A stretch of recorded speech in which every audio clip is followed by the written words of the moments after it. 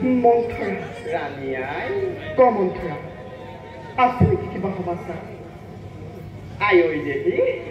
এনেহেন আজলি ৰাজপথেশ্বৰী মই হলে জীৱনতো দেখা নাই মন্থৰা তেতিয়াৰে পৰা দেখি আহিছো মহাৰাজৰ ইমান প্ৰিয় পাত্ৰী হৈ সময়ৰ সুযোগ গ্ৰহণ কৰিব নোৱাৰিলা মন্থৰা ৰাণীয়াই তই কি সুযোগ গ্ৰহণৰ কথা কৈছ মই একো বুজিব পৰা নাই মই দেখোন ৰাজধানীৰ বাহিৰে ভিতৰে মনে মনে থাকক আপুনি অন্ধ মন্থৰা দুই চক্ষু থাকিও আপুনি অন্ধ ছোৱালী নগৰৰ চাৰিওফালে দৌৰিলক প্ৰজাৰ মাজত প্ৰজাগণে আনন্দতে গোটেই ৰাতি উজাগৰে কটাইছে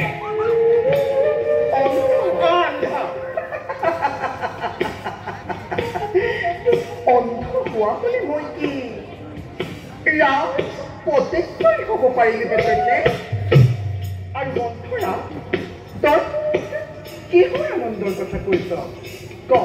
সকলোবোৰ ভাঙি পাতি ক দেহৰ পুত্ৰগণ আজি মূৰখনে বাৱে সকলো পুত্ৰবোধে ৰাখিছে অপুত্ৰ কৰি সীতা মাণ্ডৱী সীতাৰ পৰাগত মাণ্ডৱী নিচে মন্থৰা মুখ চম্ভালি কথা কবি মৰ্যাদাৰ সীমাৰেখা তই নকৰিবি উলংঘন স্বীকাৰ কৰিছো নন্দিনী সীতা অতি সুন্দৰ ভগৱতী লক্ষ্মী দেৱী অন্যত্য ৰূপ কিন্তু কৈকেয়ীৰ পুত্ৰবধূক কৰি অপমান নিজৰ অমংগল তই নকৰিবি নিমন্ত্ৰণ যৌতুকীয়া গাঠি তই জগতে জানে যৌতুকীয়া গাঠি তই নতুন তেনে অকমান সহ্য নকৰিলোহেঁতেন মনত ৰাখিবি মন্থৰা মহাৰাণী হলেও সৰল মই কিন্তু নাভাবিবি ইমান দুৰ্বল বুলি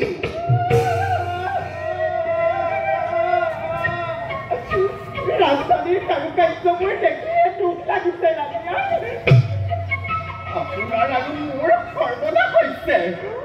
লগতে আপোনাৰ পুত্ৰ বোৱাৰীও সেই দুৰ্যোগৰ ভাগি হৈ হাহাকাৰ কৰিব লাগিব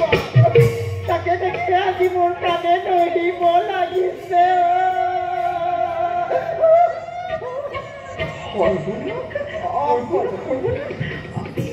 কাৰ সৰ্বনাশ হৈছে আৰু কোনটো যুগৰ ভাগি হ'ব লাগিব কম কম আজি মোৰ এনে ব্যৱহাৰ দেখি মই অধৈৰ্য হৈ পৰিছো কম ৰাণীয়ে কম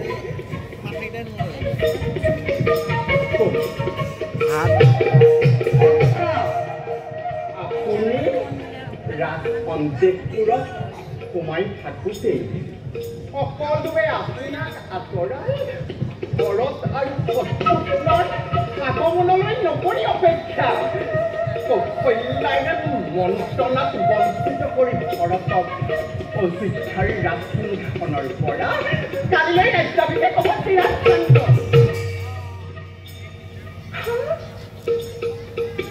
কি ক'লে মন্থৰা ৰামৰ ৰাজ্যাভিষেক ৰাণীয়া সেইটো অতি শুভ সংবাদ মন্থৰা এইটো অতি শুভ সংবাদ আমাৰ জ্যেষ্ঠ পুত্ৰ ৰাম ৰজা হ'ব মহাৰাজে উচিত সিদ্ধান্ত গ্ৰহণ কৰিছে মহাৰাজে নিশ্চয় ৰাণীয়া মন্থৰা কিয় বুজি পোৱা নাই মন্থৰা মহাৰাজৰ জ্যেষ্ঠ পুত্ৰ শ্ৰীৰামচন্দ্ৰ জ্যেষ্ঠতা আৰু গুণৰ ভিত্তিত অৱশ্যে শ্ৰীৰামচন্দ্ৰ অযোধ্যাৰ নিকুতি ইয়াত অস্বাভাৱিকতা ক'ত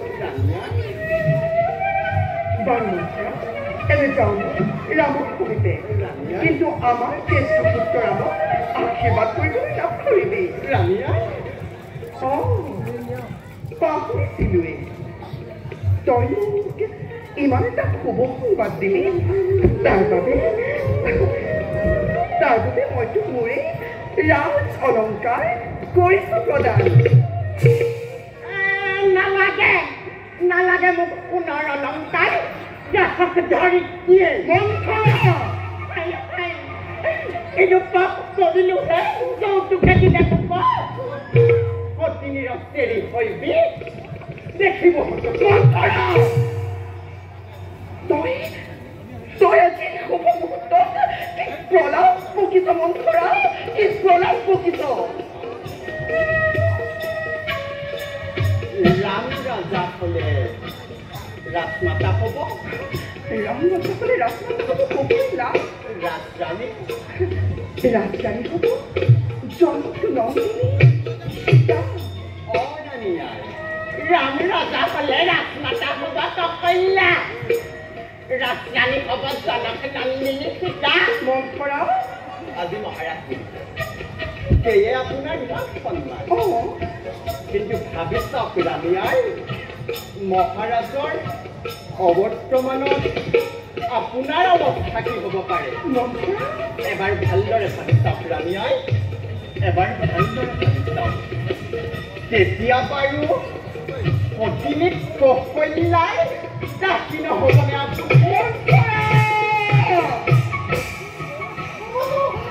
পুনৰবাৰ এনে বাক্য নকৰিবি উত্তৰণ মহাৰাণী কৌশল্যাৰ জ্যেষ্ঠ ভক্তি ভক্তি মহাৰাণী কোনোদিনে ভক্তিৰ জ্ঞান মই তেনে দোষৰে যদি সামান্য ৰাখিব এনে বাক্য কৰিছ উত্তৰণ আঁতৰি যাওঁ আঁতৰি যাওঁ আঁতৰি যাওঁ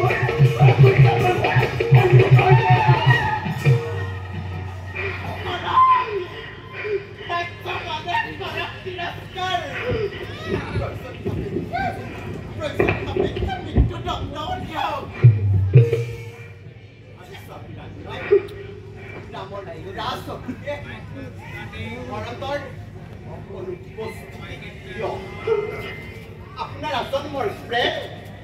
ইয়াত সকলো সকলো যাব পাৰে আপুনি পত্নী কৌশল্যাৰ দাসী হ'ব পাৰিব কৌশল্যাৰ দাসী হ'ব পাৰিব পত্নী কৌশল্যাৰ দাসী হ'ব পাৰিব